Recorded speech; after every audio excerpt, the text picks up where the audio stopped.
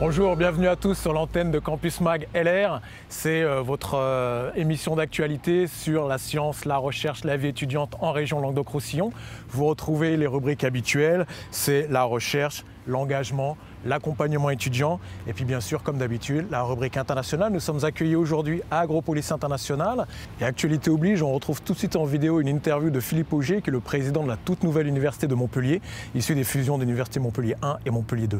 Il y a beaucoup de procédures qui sont à harmoniser entre l'UM1 et l'UM2. Il y a aussi ensuite à consolider l'organigramme, les directions des services, donc il y a encore une série de recrutement, ou plutôt de recrutement d'affectation. Donc il y a des éléments pour permettre le caractère fonctionnel de l'établissement de manière rapide qui doivent être conduits. Donc c'est ça la première tâche. Et puis ensuite, une fois qu'on aura réglé ces questions-là, il y a une stratégie qui se construit. La stratégie elle se construit autour du projet d'IDEX, elle se construit également autour du CPER, elle se construira en lien avec d'autres partenaires au niveau de la commune. Donc j'ai défini un calendrier en 3 temps. D'abord l'urgence. C'est une mesure urgente donc, pour la fin avril. Ensuite, des chantiers qui doivent être bouclés donc, pour la rentrée de septembre. Donc en fait, ça veut dire bouclés pour fin juin, mi-juillet. Et puis des chantiers importants, certes, et peut-être un petit peu moins urgents, qui eux donc, doivent être initiés pour ensuite voir un plein déploiement avant la fin de l'année.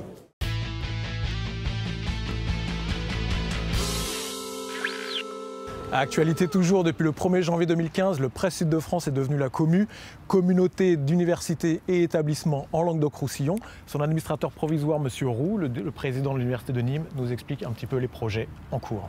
La première tâche de l'administrateur provisoire, c'est de mettre en place l'établissement COMU avec ses organes constitutifs, c'est-à-dire son conseil d'administration, son conseil académique. Donc 2 parties sur des textes parfaitement stabilisés, sur la rédaction d'un règlement intérieur valant règlement électoral. Présentation de tout cela, bien entendu, aux instances compétentes, et puis organisation d'un cycle électif pour amener jusqu'à l'élection du président de la commune. En parallèle, il y a évidemment d'autres dossiers très importants que l'administrateur provisoire va suivre le temps nécessaire jusqu'à l'élection du président, à savoir bien le dossier IDEX qui va arriver très vite au niveau de sa présentation devant le jury international sans doute au mois d'avril, et puis le démarrage de la négociation du contrat de site. Et comme cette négociation devrait commencer aux alentours du mois d'avril, il est bien possible que je commence moi-même ce travail de négociation avec mes collègues qui constituent l'ensemble commune, les membres de la commune, et que nous commencions à négocier avec le ministère les moyens qui seront ceux de la commune et du site, des établissements qui le forment, des universités, d'écoles, pour la période quinquennale qui s'ouvrira ensuite, c'est-à-dire la période quinquennale 2015-2020.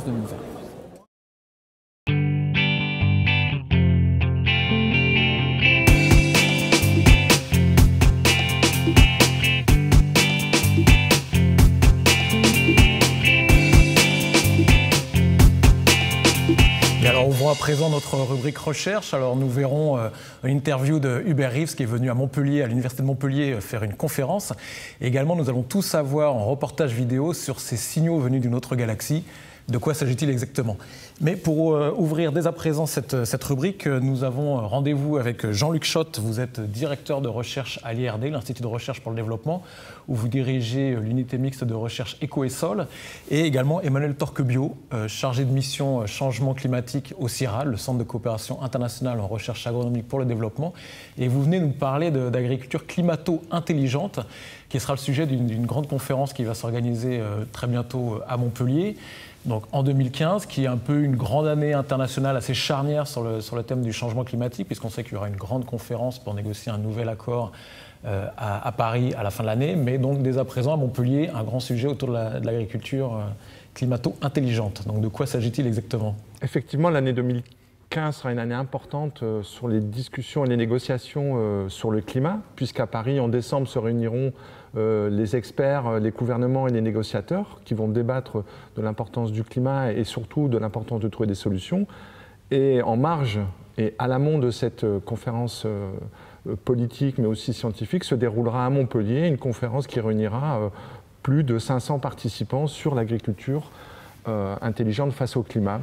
Pourquoi l'agriculture est un élément important dans les négociations? Parce que l'agriculture doit faire face à des changements climatiques mais aussi doit nourrir faire face à l'augmentation de la population. On estime qu'on va multiplier par 1,5 à 50% de la population en plus d'ici 2050. Mais l'agriculture est aussi importante parce qu'elle est aussi contributrice importante de gaz à effet de serre qui sont l'un des facteurs du réchauffement climatique. On estime que le secteur agricole et le secteur de la forêt contribuent à près d'un tiers des émissions de gaz à effet de serre que sont le N2O et le CH4. Et donc l'agriculture va devoir s'adapter. On estime par exemple que face au changement climatique, en Afrique de l'Ouest, si l'agriculture ne s'adapte pas, certaines cultures essentielles pour les populations les plus vulnérables, telles que le mil ou le fonio, vont avoir le rendement qui vont diminuer entre 10 et 15%. Donc l'agriculture doit s'adapter, réduire ses émissions de gaz à effet de serre et produire plus. Et c'est le concept même de l'agriculture intelligente face au climat qui sera débattu à Montpellier en mars. D'accord, donc une agriculture à la fois victime, mais comme vous dites aussi actrice des émissions de gaz à effet de serre. On connaît à peu près la contribution du secteur agricole au changement climatique? Comme je le disais, c'est au moins un tiers des émissions de gaz à effet de serre. Et de façon très étonnante, la sécurité alimentaire est au centre depuis très longtemps des accords cadres de l'UNCC. Mais du fait des difficultés de mesurer les émissions de gaz à effet de serre, très peu d'États prennent en compte dans leurs négociations le secteur agricole. Et c'est l'un des grands enjeux, au-delà de la conférence de Paris, de mieux définir la place de l'agriculture dans les conventions internationales. D'accord, donc ce qui sera du coup discuté, Emmanuel Torquebiot, vous faites partie du comité d'organisation de cette conférence qui se tiendra à Montpellier. Donc vous pouvez nous dire un petit peu quel est le programme de cette conférence, qu'est-ce qui sera effectivement discuté autour de cette agriculture intelligente? Oui, mettre en avant ce concept complet d'agriculture climato-intelligente pose des questions scientifiques importantes auxquelles nous devons essayer de répondre. Assurer en même temps la sécurité alimentaire, l'adaptation au changement climatique et son atténuation, c'est pas simple. Donc il faut tout faire pour arriver à poser les bonnes questions scientifiques et obtenir les bonnes réponses. Donc nous avons une conférence scientifique qui est la 3e dans une série, qui fait suite à une conférence précédente aux Pays-Bas il y a 4 ans et aux USA il y a 2 ans. Et celle-là est la 3e dans la série, qui réunit donc plus de 500 chercheurs et spécialistes du monde entier pour traiter de cette question, échanger sur ce qui se fait déjà dans les différentes régions du monde, au nord et au sud. Ensuite, essayer d'identifier les bonnes questions que pose le concept d'agriculture climato-intelligente et proposer des stratégies, des solutions. Alors bien entendu, pas des solutions toutes faites, pas des recettes miracles, nous sommes tous conscients de ça, mais des pistes qui nous permettent d'avancer dans la résolution de cette équation à 3 dimensions qu'on a évoquée plus tôt. D'accord, alors c'est quand même une conférence très scientifique à l'intention des chercheurs, mais je crois qu'il y aura aussi un événement grand public auquel les gens peuvent participer. Oui, alors il y a 2 éléments qui nous font aller au-delà de cette dimension scientifique que j'ai décrite. La première, c'est que nous, scientifiques, nous cherchons à faire au maximum le lien avec les changements en général et notamment les changements des politiques publiques. Donc pendant la conférence, nous avons l'ambition de produire des résultats, des recommandations qui pourront être utiles aux décideurs et pour les modifications des politiques publiques. Premier niveau donc d'interaction entre la science et la société. Et deuxième niveau que vous venez d'évoquer, interaction sous forme d'un deuxième événement qui fait suite à la conférence, au congrès scientifique qui dure 3 jours, qui est une conférence d'une soirée qui se tient dans un cinéma du centre-ville à Montpellier et qui a pour cible la communauté montpelliéraine et régionale pour mettre au courant qui voudra bien venir de ces enjeux qui concernent les liens entre agriculture et changement climatique. Nous aurons une table ronde donc animée par un journaliste avec des intervenants de l'INRA et des intervenants africains également. Parfait, donc ce sera le 19 mars au cinéma Diagonale à 20h. Les auditeurs sont évidemment tous conviés. Mais écoutez, merci à vous et bonne conférence. Merci à vous. Merci beaucoup.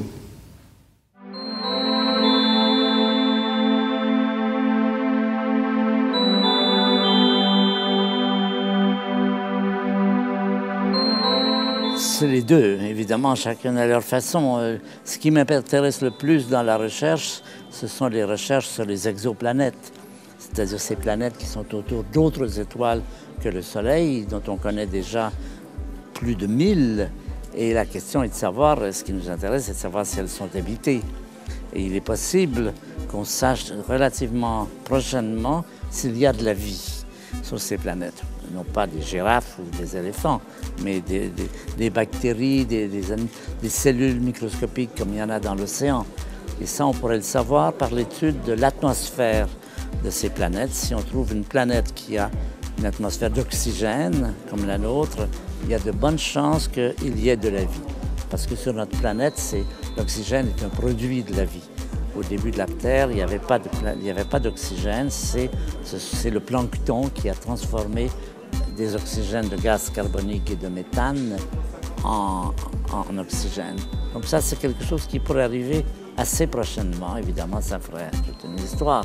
Ça ferait du buzz, comme on dit aujourd'hui, si on découvrait qu'il y a de la vie ailleurs. Parce que la grande question qu'on se pose depuis des milliers d'années, c'est est-ce que nous sommes seuls dans l'univers ou s'il y a ailleurs de la vie sous différentes formes.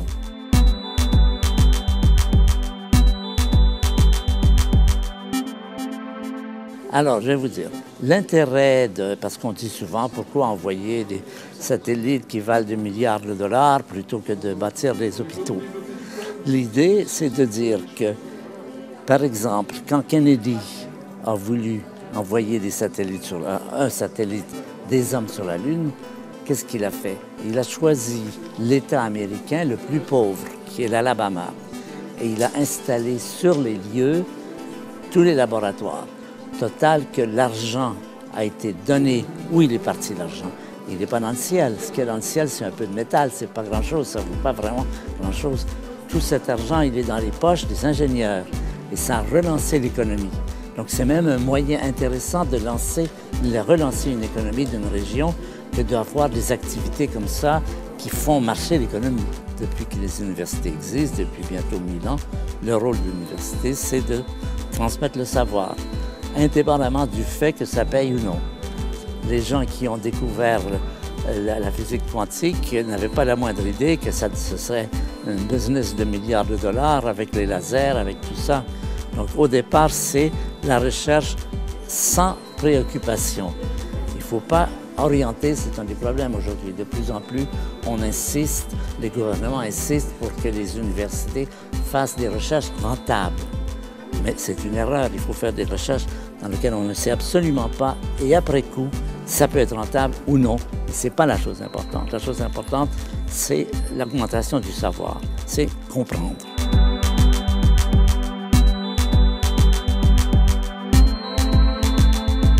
Alors, ce qui est intéressant, justement, j'écoutais des personnes qui en parlaient tout à l'heure, c'est des discours assez rares aujourd'hui. Quelqu'un vient en avant et dit, voilà, qu'il y a des projets ici, il y a des possibilités d'embauche. Alors que partout, on dit aux gens, il n'y a rien, il n'y a pas d'embauche pour vous, c'est terminé, c'est foutu, vous êtes inutile. Ça, c'est très dépressif, c'est très mauvais pour les dynamiques des étudiants. Au contraire, de voir quelqu'un qui fait une liste des domaines dans lesquels il y a de l'embauche, ça me rappelle il y a 50 ans, quand j'étais étudiant, il y en avait plein. On était constamment, moi, les dernières années d'études que j'ai fait aux États-Unis, on passait son temps à visiter des centres qui seraient intéressés à nous embaucher. Ben, ce que je vois aujourd'hui, je ne connaissais pas jusqu'ici, ma venue ici m'a beaucoup intéressé pour voir tout ce qui se passe et je trouve ça très bien. Je crois qu'au contraire, vous avez beaucoup d'avenir sur ce plan et que vous avez Toulouse près de vous qui peut vous aider. Vous avez un marché, des universités, des cours et tout cela.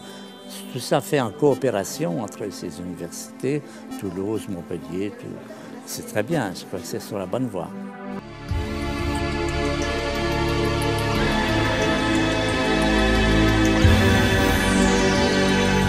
On travaille sur des télescopes qui se trouvent en Namibie, qui ne sont pas sensibles à cette lumière visible que nous détectons avec nos yeux, mais qui est sensible à une lumière gamma. Et ces télescopes ont pointé une galaxie satellite à la Voie lactée, à notre galaxie, donc qui tourne autour de notre galaxie, qui s'appelle le Grand Nuage de Magellan. Et ces télescopes gamma qui s'appellent S ont observé pendant des années et des années ont passé beaucoup de temps à observer cette galaxie et ont révélé pour la première fois des sources individuelles, des sources qui émettent du rayonnement gamma. Et ça, c'est un peu une première, c'est-à-dire qu'avant, on connaissait des sources gamma dans notre galaxie, donc beaucoup moins loin que le Grand Nuage de Magellan. On connaissait aussi des sources dans d'autres galaxies, mais là, ça a attrait à des noyaux actifs de galaxies où là, on met en jeu des trous noirs supermassifs. Alors que là, on ne parle pas de ça, on parle d'objets qui ressemblent à ceux qu'on voit dans notre galaxie, mais 50 fois plus loin, grosso modo. Donc si on met quelque chose 50 fois plus loin, ça veut dire que pour qu'on l'ait détecté avec S, il faut que ce soit des milliers de fois plus lumineux.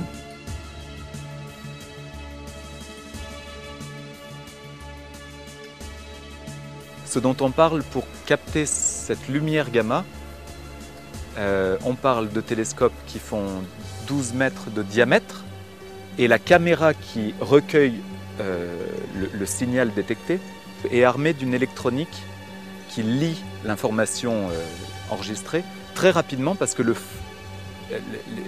rayon gamma, la lumière gamma, quand elle interagit avec l'atmosphère, parce que c'est de ça dont on parle, on ne fait pas une mesure directe de la lumière gamma. Les télescopes S, ils héritent un peu de la technique de physique des particules où on n'a pas de mesure directe au contraire de ces télescopes. On n'a pas de détection directe du rayon gamma, de ce grain de lumière gamma. Il interagit dans l'atmosphère et il crée des particules qui elles-mêmes émettent de la lumière bleutée qu'on appelle Cherenkov. Et cette lumière bleutée, elle dure 5 nanosecondes.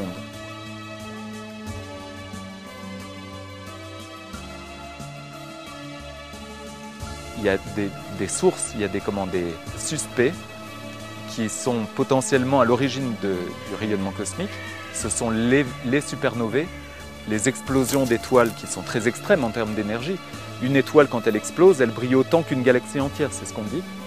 Donc il y a beaucoup d'énergie libérée. Donc si on en prend une petite fraction de cette énergie de la supernova et qu'on la met dans les particules pour leur donner de l'énergie et devenir des rayons cosmiques, alors on a peut-être notre candidat idéal. Alors on les traque, ces supernovae, et leurs vestiges, une fois que l'étoile elle a explosé, les débris stellaires s'étendent dans le milieu interstellaire.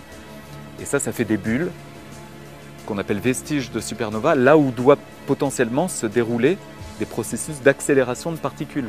Donc les particules gagnent de l'énergie et deviennent rayons cosmiques une fois relâchées dans le milieu interstellaire. La bulle s'étend, les particules ont gagné beaucoup d'énergie, sont relâchées dans le milieu interstellaire, se baladent et arrivent sur Terre sous la forme de rayons cosmiques. Alors les vestiges de supernova, les nébuleuses de pulsars, les trous noirs, tous les phénomènes extrêmes dans l'univers, on les traque en lumière gamma avec ces télescopes de S.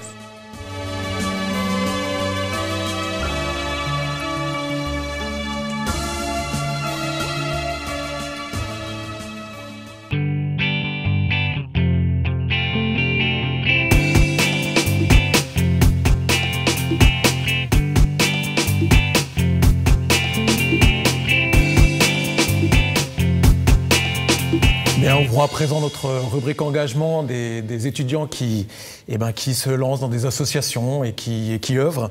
On parlera de Agrovélocité, on parlera de journaux étudiants, DUC et du Nouveau Montpellier. Mais tout de suite, on reçoit deux étudiantes qui ont lancé, enfin en tout cas qui s'occupent de l'association Orthofaso. Donc avec nous, Alexandra, vous êtes présidente de l'association, et Anaïs, secrétaire de cette association Orthofaso. Alors de quoi s'agit-il exactement ? Donc, l'association Orthofaso a été créée en 2006 à l'initiative des étudiants de 4e année du centre de formation de Montpellier. Donc, elles ont décidé de partir au Burkina Faso pour intervenir auprès d'enfants sourds et bègues, pour créer une certaine prévention auprès des enseignants, des parents et aider les enfants à se développer. D'accord. Donc vous êtes étudiant au centre de formation d'orthophonie de l'Université de Montpellier. Donc c'est-à-dire que c'est dans le cadre de votre cursus que vous partez en mission comme ça, dans le cadre de cette association, ouais. C'est dans le cadre en fait, de la 4e année où on fait une année de stage. Et il y a une période de stage de 2 mois qui est assez libre. Et nous avons donc fait le choix de partir à l'étranger en humanitaire. D'accord. Donc, qu'est-ce qui s'est passé exactement au Burkina Faso? 6-7 ans, vous y êtes allé. Qu'est-ce qu'on peut faire un premier bilan d'action ou d'activité, un retour d'expérience Ça a été globalement profitable aux gens là-bas, même si c'est difficile, comme on n'y va qu'une fois par an, de mettre en place un suivi qui soit vraiment pérenne. Après, c'est vrai que les gens sont très motivés, sont très avides d'informations.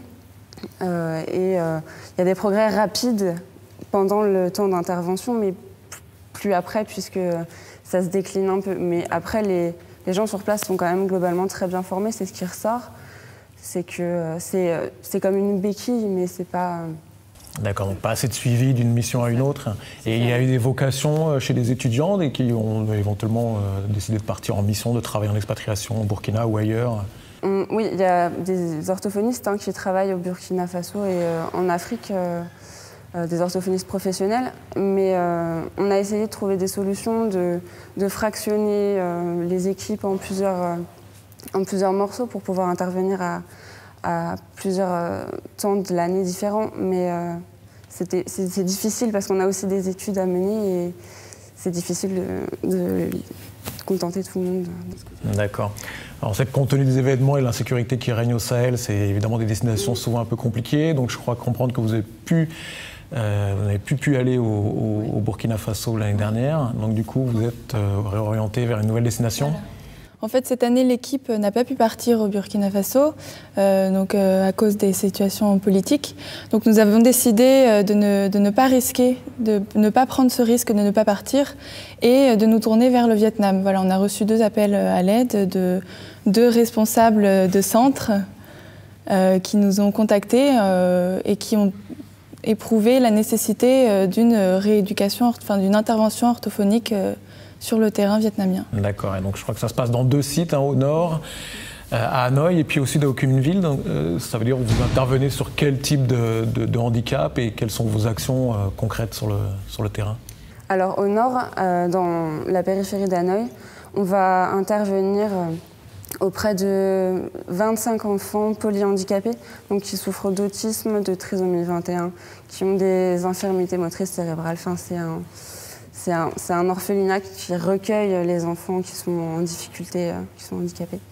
Donc on compte aller là-bas pour faire un bilan des besoins en communication et mettre en place tout un tas de prises en charge pour aider à faciliter la communication.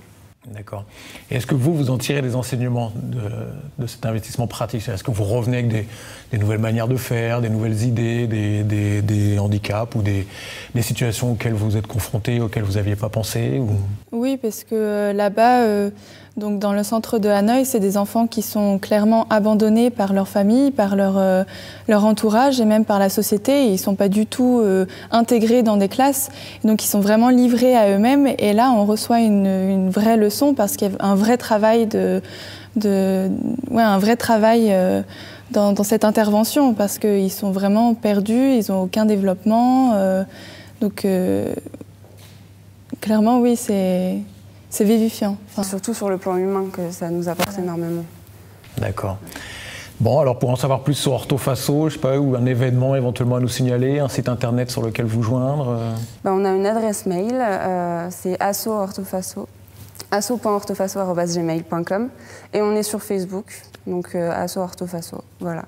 Un événement? Oui, nous organisons un événement, un spectacle de théâtre d'improvisation de la troupe... La Compagnie du Capitaine. Voilà, le 11 mars 2015. Donc voilà, c'est ouvert à tous, tout le monde peut venir. Parfait. Eh ben, merci beaucoup, mesdemoiselles, et longue vie à Orthofaso. Alors. Merci.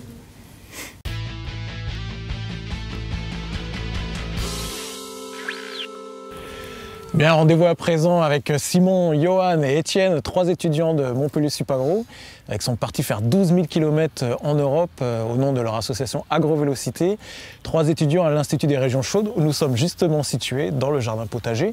Et donc vous êtes partis, 12 000 km à travers l'Europe pour vous intéresser à l'agriculture urbaine. Alors comment a germé cette idée de voyage? Finalement, c'est l'idée de 3 copains en école. On avait envie de faire des choses ensemble, on avait envie de porter un projet dans le cadre de notre césure, donc on avait envie de balader, faire un voyage, découvrir l'Europe. Et puis en même temps, on voulait un projet aussi professionnalisant qui s'inscrivait dans notre branche et dans notre cursus professionnel. Et du coup, c'est pour ça qu'on a essayé d'axer ce projet sur le voyage à vélo, donc le défi sportif, et en même temps le travail sur une thématique agro et l'agriculture urbaine, un sujet dont on parle de plus en plus et qui nous paraissait intéressant à étudier. Donc ça veut dire, pour résumer, le voyage, ça s'est fait à travers combien de pays? On a fait en fait un tour d'Europe à travers 18 pays. On est parti du sud de la France, traversé l'Espagne, on est remonté par le sud de la France, l'Italie, tous les Balkans. Et après on est remonté par les pays de l'Est jusqu'en Allemagne et où on est revenu après par les Pays-Bas, la Belgique, tout ça. D'accord, et donc l'idée c'était à chaque étape d'aller un petit peu étudier des projets d'agriculture urbaine? À travers les différents pays voilà, qu'on a traversés, on cherchait dès qu'on traversait une ville à s'arrêter de 1 à 10 jours. Et en fonction de la quantité de projets qu'on voyait, on restait plus ou moins longtemps, on réajustait le voyage, le trajet. Et donc en fait on cherchait à rencontrer des gens qui cultivent des poireaux, des légumes en tout genre sur leur balcon, dans des parcs, dans des jardins, en périphérie de la ville. Et voir le lien en fait entre cette production du coup qu'on appelle l'agriculture urbaine, cette production dans ou autour de la ville, et les citadins. Qu'est-ce qu'ils en retirent, pourquoi ils font ça, quelles sont leurs envies, et finalement est-ce que derrière cette agriculture urbaine, il n'y a pas autre chose que juste manger? D'accord, c'est-à-dire qu'effectivement on imagine un jardin potager comme celui-ci, produire à manger, mais c'est pas seulement ça l'agriculture urbaine. L'agriculture urbaine c'est aussi un tas d'autres choses, on rencontre ses copains, pour les personnes âgées ou les personnes qui des fois sont handicapées, ça peut être aussi une façon de se revaloriser, de faire du sport, de se maintenir en santé. C'est aussi une façon de faire une action revendicative par exemple par rapport à la municipalité ou au département ou des choses comme ça. C'est plein d'actions en fait. Derrière l'alimentation, l'agriculture urbaine c'est un éventail de fonctions assez différentes. D'accord. Et alors dans la somme des pays traversés, est-ce qu'il y a des pays dans lesquels voilà, l'agriculture urbaine est plus promue qu'ailleurs? Alors on a vu en fait différentes tendances on va dire, mais ce qu'on se rend compte c'est que l'agriculture urbaine est relativement partout, avec des formes différentes. Donc nous on l'a plus vu par exemple en Espagne ou dans les pays du Nord parce qu'elle s'affiche bien sur Facebook et tout ça, et à travers les réseaux ils sont assez denses donc on les voit. Dans les Balkans il y a beaucoup d'agriculture urbaine mais dans l'arrière-cour des gens, et donc pour nous c'était plus difficile au long du voyage d'aller frapper et de les rencontrer. D'accord. Alors à l'issue de ce grand voyage et de ce grand projet, j'imagine que vous essayez de valoriser à travers un certain nombre de démarches. Ça fait partie complètement oui, de la démarche de notre projet. C'était donc en 3 temps et cette dernière phase, c'était une phase de diffusion qu'on a entamée depuis notre retour en fin août 2014 et donc qu'on réalise avec beaucoup de conférences. Là, on a déjà fait une dizaine de conférences et qu'on n'est pas prêt d'arrêter. On en a déjà dans 2 jours, on en a une à Nice, on en a la semaine prochaine dans le Grand Ouest. Dans cet objectif de diffusion et de valorisation de toutes les connaissances qu'on a accumulées, on fait aussi une expo photo qui sera bientôt disponible. On a aussi notre site internet sur lequel on rajoute des articles peu à peu. À quelle adresse? À l'adresse agrovélocité.org. Et nous avons donc aussi des ateliers qu'on a fait à la fois à la Fête de la Science et au CNFPT.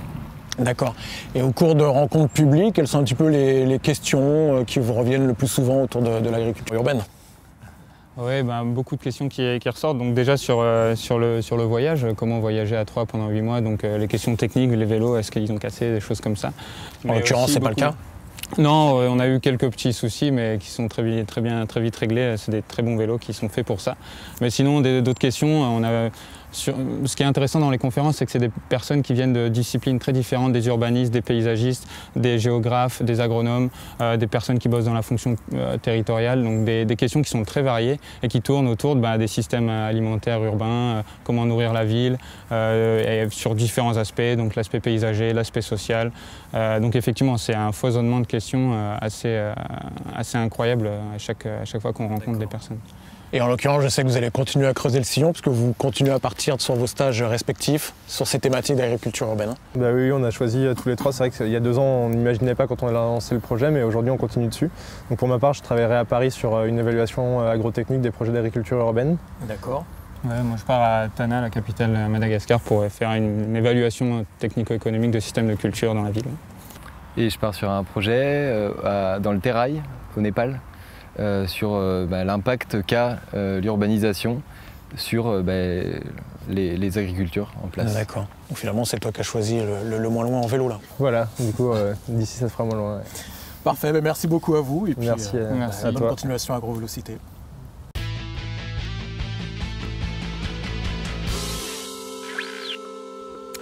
Allez, on continue avec la presse étudiante, des étudiants qui s'engagent. C'est des étudiants de Nîmes qui ont créé The Duck, avec Hugo, Thibaut, Jimmy, Kadja, Pierre, voilà, plein de jeunes étudiants dynamiques de Nîmes qui produisent ce numéro. Alors Kadja, oui. Peut-être quelques mots pour comprendre d'où vient l'idée de créer The Duck. C'est quoi l'histoire de ce magazine? Eh bien, à l'université Vauban, il y a eu un journal qui a été créé, mais il y a de cela 10 années. Ensuite, le journal, personne n'a pu le reprendre. Et Caroline, avec des amis, un master avec elle, parlait déjà de l'idée de former un journal, mais personne n'avait osé de se lancer. Donc Caroline, elle a pris le courage, elle s'est lancée. Ça lui tenait vraiment à cœur que l'université ait un journal propre à lui. Donc elle a fait des démarches nécessaires auprès de l'administration, elle a demandé des soutiens. Des profs l'ont soutenu, comme notre prof d'histoire ou un prof de relations internationales. Et à partir de là, l'idée de The Duck a pu émerger. Et en août 2014, donc, elle a lancé des affiches pour rechercher des rédacteurs. Donc nous avons répondu à l'annonce, bien sûr. Et à partir de là, le projet a commencé à émerger. Mais vraiment, c'est vraiment grâce à elle. Elle a vraiment tout fait pour qu'il y ait un journal à l'université. Et nous l'avons appelé The Duck du premier coup. Tout le monde était d'accord. C'était assez original. Le canard, donc. Et on voit ce numéro 0. Tout à fait. Alors, Jimmy, on voit Damon Albarn en couverture. Un très bon choix, déjà. Alors, de quoi il s'agit? De sport, culture, musique? En fait, c'est un journal où il y a plusieurs faits. Donc, c'est-à-dire qu'on parle de société, on parle de sport, mais également on parle des petits rendez-vous qu'il peut avoir sur Nîmes, des petites conférences, des concerts également à Paloma. C'est vraiment un journal qui est pour les étudiants, mais où on a plein de thématiques. On peut avoir également des critiques sur le cinéma. Je vous invite même à voir la critique de 50 nuances de Grey qu'il va avoir au prochain numéro, sans doute. Et voilà, donc c'est un journal qui est fait par les étudiants, pour les étudiants. Et on a également une petite rubrique que Pierre d'ailleurs fait sur les petites techniques de la fac aussi, voilà, comment prendre des notes, etc. Donc on a vraiment un petit journal qui fait une vingtaine, trentaine de pages, mais qui est très complet. Et aussi qui a l'originalité que chacun a sa page en fait, chacun a sa thématique et donc fait sa mise en page comme il veut, bien sûr avec les rôles des relecteurs ensuite. Mais voilà, c'est un journal qui est très libre, sur papier également, et je pense que c'est très bien pour chaque étudiant, pour le fait de l'avoir. Et toi, Jimmy, tu es responsable de quelle rubrique? Alors moi, je m'occupe de deux rubriques. Je m'occupe de la rubrique sport et de la rubrique société. D'accord, très bien. Alors c'est le numéro 0. Oui. Pierre, ça veut dire qu'il y a des projets pour la suite, j'imagine. Le numéro 0, c'est en général un numéro test. Oui, c'est le premier. Parce qu'il a été concluant. Est-ce que, évidemment, l'aventure continue? Eh bien, on a reçu des avis très positifs de la part des lecteurs. On a ciblé, je pense, le bon public. On a fini d'ailleurs le prochain numéro qui va sortir fin février. Et à terme également, on ne se concentre pas que sur du papier, on essaye aussi de faire vivre le journal par des conférences, des activités. Par exemple, le 24 février, on va faire un café-débat avec un professeur de philosophie sur le thème des prisons et de la liberté. Ça va être, on va animer ça avec un professeur de philo. Et ça se passera où? Donc à Nîmes, le 24 février? Oui, au Froguise, rue Fresque. 2 jours plus tard, on fait une formation de secouriste. Là aussi, on essaye de faire une formation pratique, parce que ça peut arriver à tout moment. Et à terme, Caroline a eu l'idée d'entreprendre des démarches pour faire, pourquoi pas, un festival à la fin de l'année, au mois de mai ou de juin, pour promouvoir les acteurs de la musique locale et les faire connaître. Ouais, donc c'est la revue, autour de la revue, vous faites vivre toute une actualité culturelle. Caro et force de proposition, ouais. Voilà, chacun rapporte sa petite touche personnelle et c'est une rubrique qui, par exemple, si une personne nouvelle intègre le journal et qu'elle souhaite écrire sur une nouvelle rubrique, elle a tout à fait le droit. Caroline est vraiment partante pour de nouvelles idées en fait. Elle nous encourage toujours à donner le meilleur de nous-mêmes et ça marche, oui. Bon, bah, parfait, bravo. Alors c'est en papier, une adresse internet déjà? Oui, c'est The Duck, journal Unime. On est sur Facebook aussi. On fait passer les événements de toutes les associations dans l'université, on essaie aussi un peu de faire bouger les choses. Donc on n'est pas juste concentré sur l'extérieur. Donc tout ce qui se passe dans l'université, par exemple les soirées étudiantes, on les fait passer par Facebook et on tient au courant tout le monde. Parfait. Eh bien, écoutez, on vous souhaite le meilleur pour la suite. On vous offre ce numéro. Merci.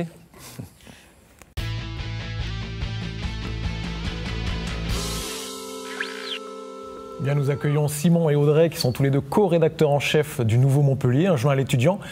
Tout d'abord, on vous explique de quoi il retourne en vidéo.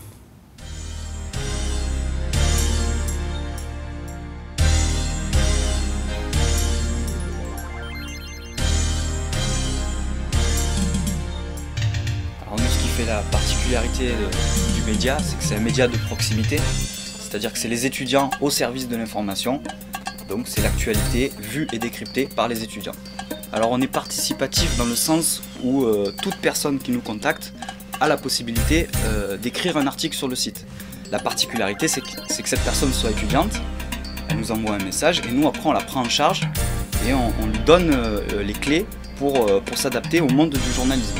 On a pour ça notamment une charte qui est très bien rédigée, une charte de Nouveau Montpellier, qui permet à l'étudiant, pendant qu'il écrit son article, d'être guidé, notamment par exemple pour choisir un titre. C'est important le titre dans la presse, il faut avoir un titre qui présente bien l'article.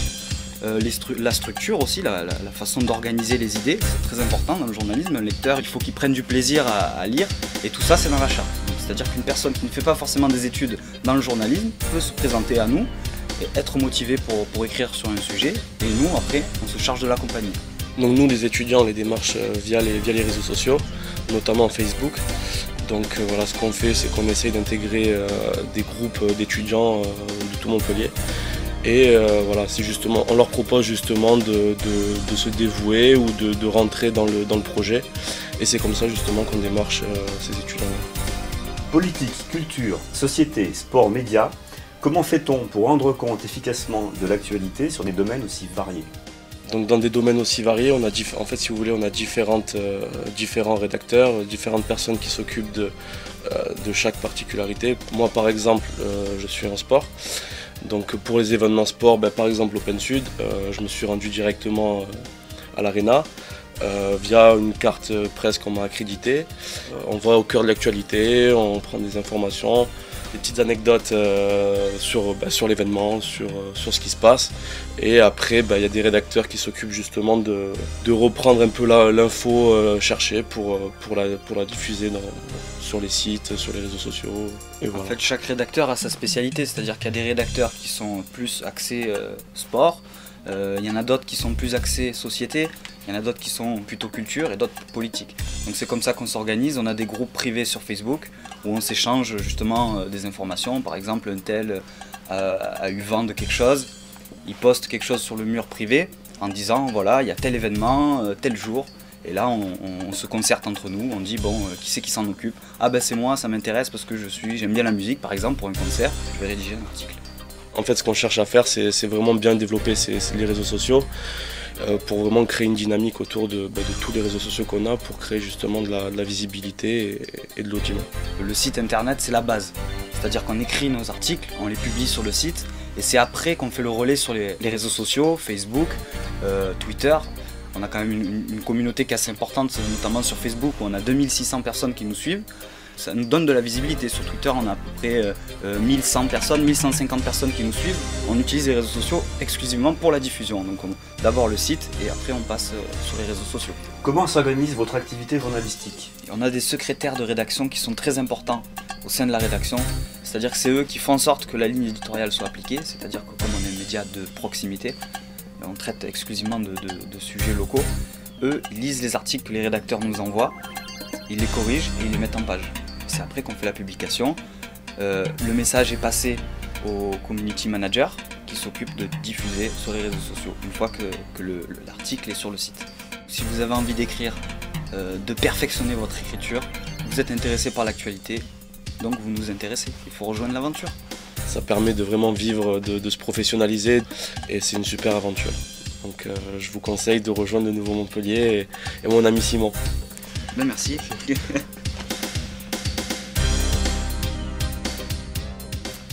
Bien, alors on a vu dans ce reportage que vous aviez un stagiaire qui travaille avec vous. Simon, je crois que tu es plus particulièrement chargé de l'encadrement des stagiaires. Comment ça se passe?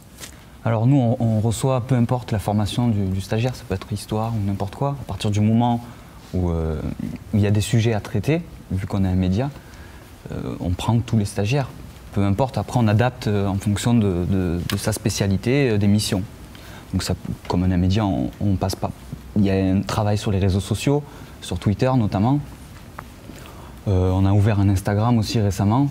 Donc tout ça, ça fait partie de la mission du stagiaire. Après on adapte en fonction du profil. D'accord, donc c'est-à-dire que vous accueillez un stagiaire à la fois, enfin si on veut candidater, comment ça se passe? Voilà, un stagiaire quand même, parce que bon, ça demande du temps, il faut quand même que ça soit pertinent pour lui, il faut qu'il apprenne quelque chose. Sinon, c'est pas intéressant, si on a trop de stagiaires, on ne peut pas tout gérer, donc ça devient moins intéressant pour le stagiaire. D'accord, et vous publiez des offres?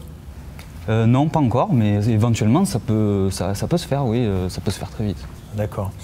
Alors Audrey, je disais, vous êtes co-rédactrice en chef de ce magazine. Alors expliquez-nous un petit peu comment ça se passe, comment est-ce que vous fonctionnez pour créer la ligne éditoriale, pour sélectionner les articles. Alors comme il est dit dans le reportage, on a une charte qui est donné à chaque nouveau rédacteur. Donc, comme dit Simon, on accueille vraiment quel que soit le parcours de la personne. On peut très bien accueillir un étudiant en sciences parce qu'il y a des choses très intéressantes qui se passent à Montpellier en matière scientifique. Donc on lui donne la charte où tout est expliqué exactement comment mettre une photo puisqu'on passe par le site WordPress. Donc tout est expliqué clairement, comment mettre une photo, comment mettre un lien hypertexte, mais surtout ça explique également au niveau du fond, parce qu'on n'accepte pas les articles sur dossier de presse par exemple. C'est exclusivement, les rédacteurs vont exclusivement sur le terrain, vont interviewer, vont poser des questions. Donc nos articles, on a un vrai objectif de qualité. Donc je n'accepte pas, par exemple, aussi, en tant que rédactrice en chef, les articles trop publicitaires, par exemple. Donc il faut qu'il y ait vraiment un recul, une objectivité et un apport pour que le lecteur, quand il va sur le site, il apprenne réellement quelque chose. D'accord, donc vraiment un souci de cohérence journalistique dans les articles que vous publiez.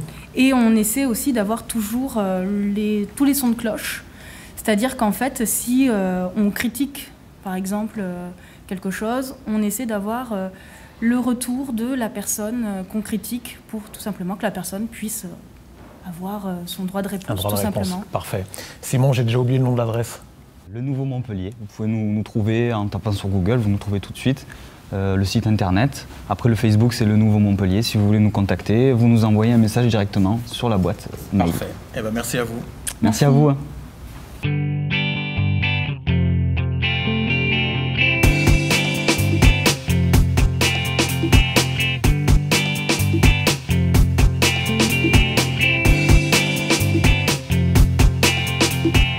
Ouvrons à présent notre page accompagnement avec les universités qui font leur journée portes ouvertes. C'est pour vous, les étudiants lycéens, pour aller découvrir votre futur campus. Ça se passera le 28 février à l'université de Montpellier, ce sera à partir de 9h. À l'université Paul Valéry de Montpellier, ce sera le mercredi 4 mars de 9h à 17h. Et également à Nîmes, à l'université de Nîmes, ce sera le samedi 14 mars de 9h à 16h. Également dans notre rubrique, comment constituer un dossier social étudiant, ça se passe auprès du Crous et on découvre ça en vidéo.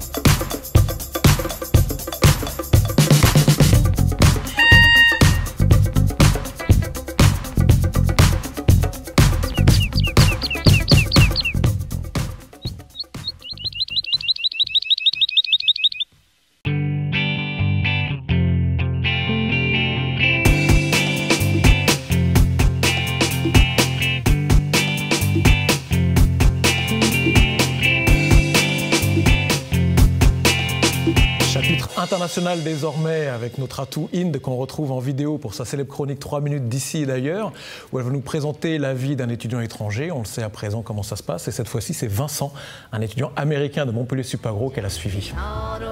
Bienvenue à la deuxième édition de 3 minutes d'ici et d'ailleurs. Aujourd'hui on part à la rencontre de Vincent Traverso, un étudiant de Montpellier Supagro. Hi Vincent, Hi, nice how to are see you? Great to see you. Yeah, so you live in a nice area. Yeah, this is Les Sarceaux.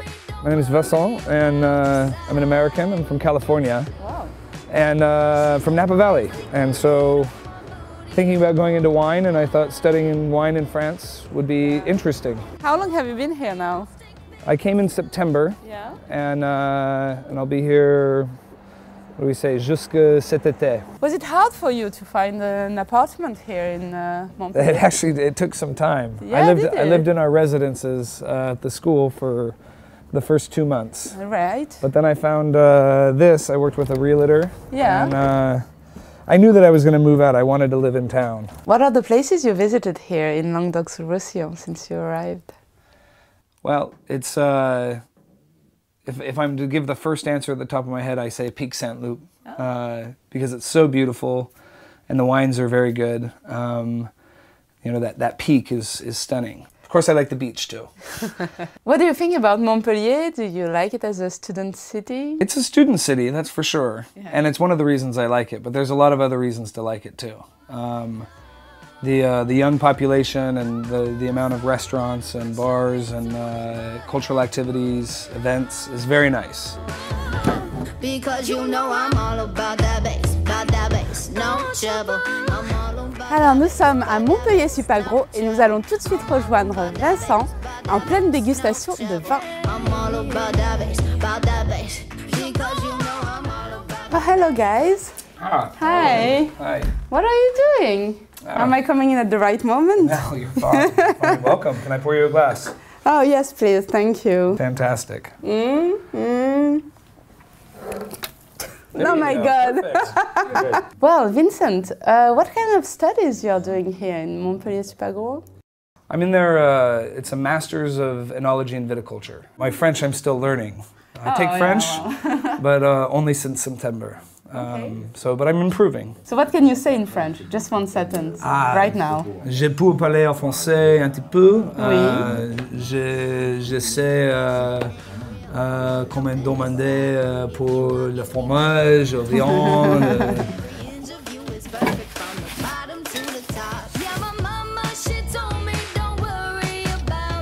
So, what can you tell us about the French gastronomy? It's an incredibly complex world of food and wine here. It's fresh, and the wines are, you know, I think in the US we tend to think of Burgundy and Bordeaux, but there are, you know, there's a vast universe of wine. If you have a last tip to tell to other international students, what would you tell them before they come here in France to study? Before they come? Before, yeah. Before they come, just come. Yeah. Don't worry about what to study before. I didn't, of course. Thank you. See you soon. Yeah. Bye. Take care. Bye.